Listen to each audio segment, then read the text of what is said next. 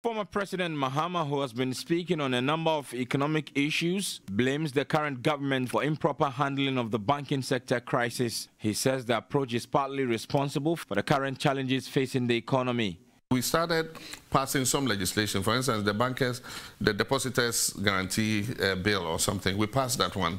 There were other pieces of legislation that we passed, and the intention was, after we had won the election, to get a better supervision and see how we could ease them out of the situation in which they were. Each bank had its peculiar situation, and so you would have had poor coverage governance in one, others did not have adequate liquidity ratio and all that.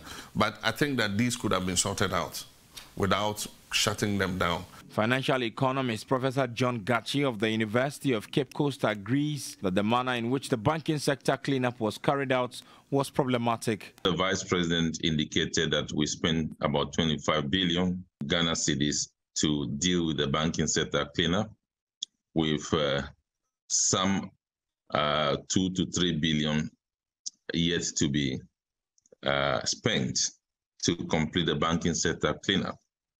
The banking sector cleanup led to unnecessary job losses, unnecessary disruption in entrepreneurial interests in the banking sector. It actually collapsed businesses which were heavily dependent on some of these banks.